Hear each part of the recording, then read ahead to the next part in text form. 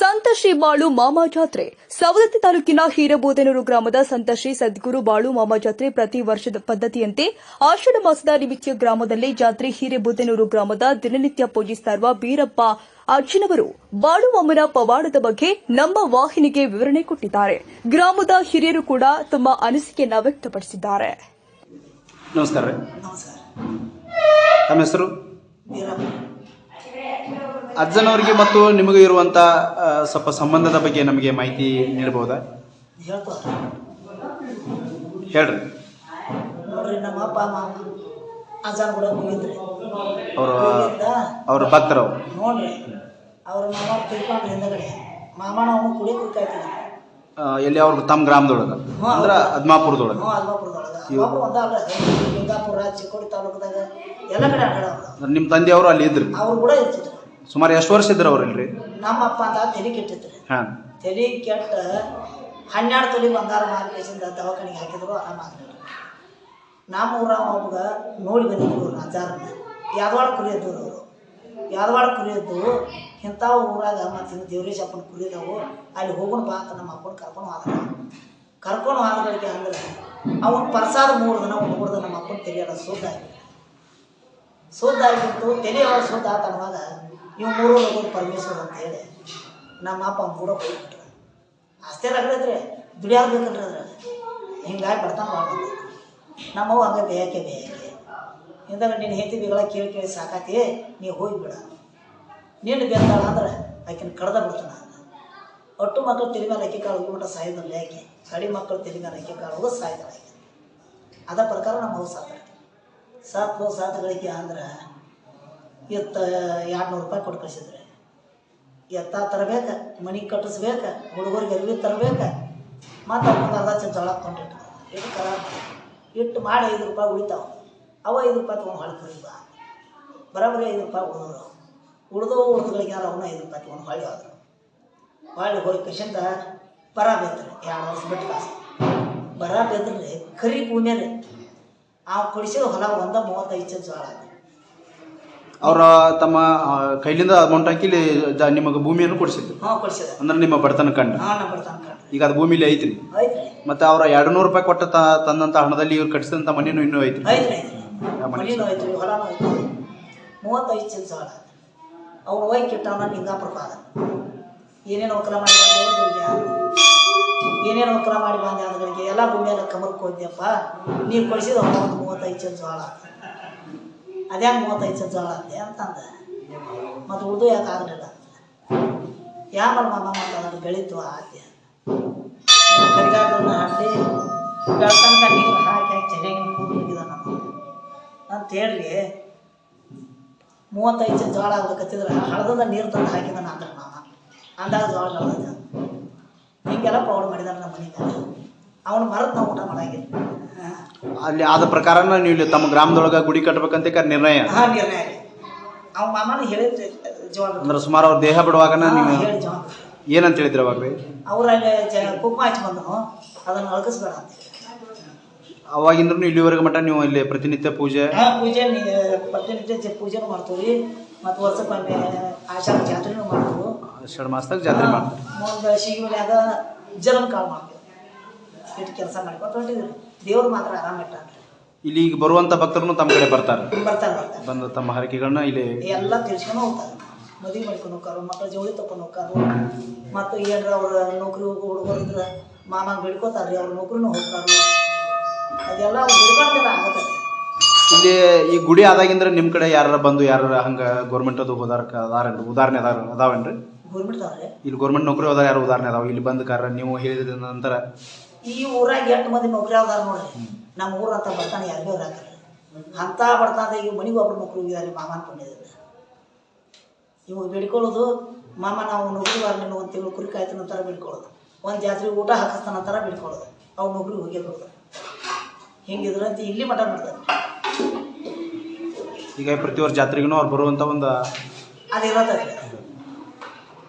ಅಂದ್ರೆ ಇಲ್ಲಿ ಹಲವಾರು ಪವಾಡಗಳು ನಡೆದಾವಂತೆ ಕರ್ ತಮ್ಮದೊಂದು ಅನಿಸಿಕೆ. ಈ ಕರ್ತು ಗದಿಗಿಂದ ನಡೆದವ ಎಲ್ಲ ಕರೆಕ್ಟ್ ನಡೆದಾವ. ನಡೀದ್ರಿ ಯಾಕೆ ಮಾಡ್ಯಾರ್ರಿ ಸಾಹೇಬ್ರ? ಈಗ ಒಟ್ಟು ನಡೆದಾವ. ಈಗ ನಿಮ್ಗೆ ಕರೆಕ್ಟ್ ಆದಾಗ ನೀವು ಬರೋದ್ರಿ. ಕರೆಕ್ಟ್ ಆಗ ನೀವು ಯಾಕೆ ಕೊಡ್ತೀರಿ? ಎಷ್ಟೋ 10-20 ವರ್ಷ ಹಾಡಿದ ಹೆಣ್ಣು ಹುಡುಗರು ಅವು ಬಂದು ಬೆಳ್ಕೊಂಡು ತೊಟ್ಲ ಅದು ಅಂದ್ರೆ ವರ್ಷ ತುಂಬೋದ ಹಾಡಿಬೇಕು ಅವು ಹಿಂಗೆ ಭಾಳ ಹಾಡ್ತಾವೆ. ಈಗ ಪ್ರತಿ ವರ್ಷಕ್ಕೊಮ್ಮೆ ಜಾತ್ರೆ ಮಾಡ್ತಾರೆ. ಹಾಂ ಮಾಡ್ತಾರೆ. ಜಾತ್ರೆ ಒಳಗೆ ಏನೇನು ಕಾರ್ಯಕ್ರಮ ಮಾಡ್ತಾರೆ? ಕಾರ್ಯಕ್ರಮ ಏನ್ರಿ ಡೊಳ್ಳಿನ ಹಾಡ್ರಿ, ಭಜನ ಮತ್ತು ಡೊಳ್ಳು ಬರ್ಸೋದು ಇದನ್ನೆಲ್ಲ ಮಾಡಿ ಅಡುಗೆ ಮಾಡಿಸ್ತೇವೆ, ಹುಗ್ಗಿ ಮಾಡಿಸ್ತು, ಅನ್ನ ಸಾರು ಮಾಡಿಸ್ತು, ಮಾಡಿಸಿ ಜನಕ್ಕೆಲ್ಲ ಪ್ರಸಾದ ನೀಡಿ ಹಚ್ಕೊಡ್ತೀವಿ. ಶ್ರೀ ಬಾಳು ಮಾಮಾರವರು ಕರ್ನಾಟಕದ ಚಿಕ್ಕೋಡಿ ತಾಲೂಕಿನ ನಿಪ್ಪಾಣಿಯಲ್ಲಿ ಸುಮಾರು 1882ರಲ್ಲಿ ಜನಿಸಿದ್ರು. ಅವ್ರು ಜನಿಸಿದ್ದು ಕುರುಬರ ಮನೆತನದಲ್ಲಿ, ಮಹಾರಾಷ್ಟ್ರದೊಳಗೆ ದನಗರ್ ಅಂತ ಜನಿಸಿದ್ದು ಕುರುಬರ ಮನೆತನ. ವೃತ್ತಿಯಲ್ಲಿ ಕುರುಬರಾಗಿದ್ದರು, ಪ್ರವೃತ್ತಿಯಲ್ಲಿ ಸಂತರಾಗಿದ್ದರು. ಆ ನಂತರ ಅವರು ತಮ್ಮ ಕುರಿಗಳನ್ನ ಮಹಾರಾಷ್ಟ್ರದ ರಾಧಾನಗರದಿಂದ ಮುಧೋಳದವರೆಗೆ ಮಳೆಗಾಲದಲ್ಲಿ ಮಳೆಗಾಲದಲ್ಲಿ ಈ ಕಡೆ ಬಯಲುನಾಡಿನಲ್ಲಿ, ಆ ನಂತರ ಬಿಸಿಲುಗಾಲದಲ್ಲಿ ಆ ಕಡೆ ಮಹಾರಾಷ್ಟ್ರದಲ್ಲಿ ತಮ್ಮ ಕುರಿಗಳನ್ನು ಮೇಯಿಸ್ತಿದ್ರು. ಆ ಟೈಮ್ದಲ್ಲಿ ಎಲ್ಲ ಗೋಕಾಕು, ಚಿಕ್ಕೋಡಿ, ಮುಧೋಳು ಇಲ್ಲೆಲ್ಲ ಬಂದು ಹೋಗಿದ್ರು. 1-2 ಸಲ ಏನಾಯಿತು, ಅಕಸ್ಮಾತಾಗಿ ನಮ್ಮ ಬುದ್ನೂರು, ವಣ್ಣೂರು, ಇಲ್ಲೊಂದು 8 ಊರು ಎಲ್ಲ ಕಡೆ ಬಂದು ಹೋದರು. ಅವ್ರು ಬಂದು ಹೋದ್ಮೇಲೆ ಏನಾಯಿತು, ಇಲ್ಲಿ ಏನೇನು ಅವ್ರು ಎಲ್ಲೆಲ್ಲಿ ಅವ್ರದ್ದು ಪಾಸ್ಪರ್ಶ ಆಗಿದೆ ಅಲ್ಲೆಲ್ಲ ನೀರಾವರಿ ಇಲ್ಲೆಲ್ಲ ಸಾಮಾನ್ಯ ಜನರು ಕೂಡ ಒಳ್ಳೆ ಇದನ್ನು ಉತ್ಪನ್ನ ಮಾಡ್ತಾಯಿದ್ದಾರೆ ಈ ರೀತಿ. ಆನಂತರ ಅಜ್ಜಾರವರು ಇಲ್ಲಿ ಪಾಲಕಿಗಳು ಕೊಡ್ತವೆ, 10 ಪಾಲಿಕೆಗಳು ಬರ್ತವೆ. ಆನಂತರ ಪ್ರತಿ ಅಜ್ಜಾನ 3 ಜಾತ್ರೆಗಳು ಇರ್ತವೆ. ಒಂದು ಯುಗಾದಿ ಜಾತ್ರೆ, ಯುಗಾದಿ ಮೂರ್ತಿ ಜಾತ್ರೆ, ಅದು ಆದ್ಮಾಪುರದಲ್ಲಿ ಮಾತ್ರ ಆಗ್ತದೆ. ನಾವು ಅದನ್ನು ಮಾಡೋದಿಲ್ಲ, ಯಾಕಂದರೆ ಇಲ್ಲಿ ಜನರೆಲ್ಲ ಆದ್ಮಾಪುರಕ್ಕೆ ಹೋಗ್ಬೇಕಾಗ್ತದೆ. ಇದು ಆಷಾಢ ಏಕಾದಶಿ. ಇದೆಲ್ಲ ಕುರಿಗಳಲ್ಲಿ 17-18 ಬಗೆ ಇದಾವೆ. ಬಗೆ ಅಂದರೆ ತಂಡಗಳು ಮಹಾರಾಷ್ಟ್ರದಲ್ಲಿದೆ ಪೂರ್ಣ. ಅಲ್ಲೆಲ್ಲ ಪ್ರತಿ ಆಷಾಢ ಎಲ್ಲ ಕುರಿಗಳಲ್ಲಿ ಜಾತ್ರೆ ಆಗ್ತದೆ ಇವತ್ತು. ಅದೇ ರೀತಿ ನಾವು ಆಷಾಢ ಮಾಡ್ತೇವೆ. ಇಲ್ಲಿ ಅಜ್ಜನ ಹುಟ್ಟಿದ ಹಬ್ಬ ಅಂತ ಇರ್ತದೆ, ಅದನ್ನೊಂದು ಮಾಡ್ತೀವಿ. ಈ ರೀತಿ 2 ವರ್ಷದಲ್ಲಿ ಕಾರ್ಯಕ್ರಮ ನಾವು ಮಾಡ್ತೀವಿ. ಮತ್ತು ಎಲ್ಲ ಜನರು ಬರ್ತಾರೆ ಉತ್ತಮ ರೀತಿ. ಸುಮಾರು 60 ವರ್ಷದಿಂದ ಅಜ್ಜವ್ರ ಸಮಾಧಿ ಆದಾಗಿಂದ ಇಲ್ಲಿ ಪೂಜೆ ಮಾಡ್ಕೊತ ಬಂದ್ದಾರೆ. ಅದೇ ರೀತಿ ವರ್ಷಕ್ಕೂ ಹೆಚ್ಚಿನ ಪ್ರಮಾಣದ ಭಕ್ತರು ಬರ್ತಾ ಇದ್ದಾರೆ. ಮತ್ತು ಅಜ್ಜವ್ರಂತೂ ಸಾಕ್ಷಾತ್ ಅವರು ಏನು ಹೇಳ್ತಿದ್ರು ಈಗಾದರೂ ಅವ್ರು ಸಾಕ್ಷಾತ್ ಅದೇನಂತ ಹೇಳಿದ್ದಾರೆ. ಅದೇ ರೀತಿ ಭಕ್ತರು ಯಾವ ರೀತಿ ಯಾವುದೇ ರೀತಿ ಇಲ್ಲಿ ಪವಾಡ ನಡೆದಂಥ ಒಂದು ಸುದನ್ನು ನೀವು ತಾವು ಗಮನಕ್ಕೆ ಬಂದರೆ ಹೇಳ್ಬೋದಾ?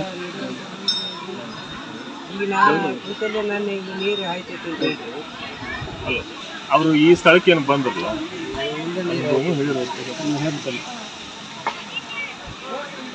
ಅಜ್ಜವರು ಪ್ರಥಮ 1962ರಲ್ಲಿ ಹಿರಿಬಿದ್ದು ಬಂದಾಗ ಅವರಿಗೆ ಮಳೆಗಾಲ ಇದ್ದಾಗ ಒಂದು ಮುಖಾಮುಖಂದು ಒಳ್ಳೆಯ ಜಾಗ ಬೇಕಾಗಿತ್ತು. ಕುರಿ ಇದೆಲ್ಲ ಭೂಮಿಲಿ ಅಂದರೆ ಸ್ವಲ್ಪ ನೀರು ಕುಸಿರು ಆಗ್ತದಲ್ಲ, ಆ ಹಿನ್ನೆಲೆಯಲ್ಲಿ ಒಂದು ಒಳ್ಳೆಯ ಜಾಗ ಬೇಕಾಗಿತ್ತು. ಈ ಜಾಗ ನೋಡೋಕ್ಕಿಂತ ಮೊದಲ ಪೂರ್ವದಲ್ಲಿ 4 ಜಾಗ ನೋಡಿದ್ರು ಅವರು ಹಿರಿಬುದ್ನೂರಲ್ಲಿ. ಅಲ್ಲೇ ನಾವು ಯಾವ ಪಸಂದ್ ಬರಲಿಲ್ಲ. ಲಾಸ್ಟಿಗೆ ಇಲ್ಲಿ ಬಂದಾಗನ ಇದು ಪಸಂದ್ ಆಯಿತು. ಅವಾಗ ಇದೆಲ್ಲ ಗುದ್ದಿತ್ತು ಈ ಜಾಗ ಆಯಿತು. ಆವಾಗ ಪೂಜಾರಲ್ಲ ಇವರಪ್ಪ ಅವರ ಶಿಷ್ಯರಿದ್ದರು. ಮುಂದೆ ಇವರು ಅಪ್ಪ ಸಾಬು ದೇಸಾಯಿ ಒಣಗವರು ಅವರ ಭಕ್ತರವರು ಅಂದರೆ ಗಾಡೇಶ್ವರ ಟೈಪ್. ಆವಾಗ ಅವರೆಲ್ಲ ಹಿರಿಯರಿದ್ದರು. ಇಲ್ಲಿ ಬಂದು ಅಜ್ಜ ಏನು ಹೇಳಿದ, ಇದು ಒಳ್ಳೆಯ ಜಾಗ ಆಯ್ತಿಲ್ಲಿ.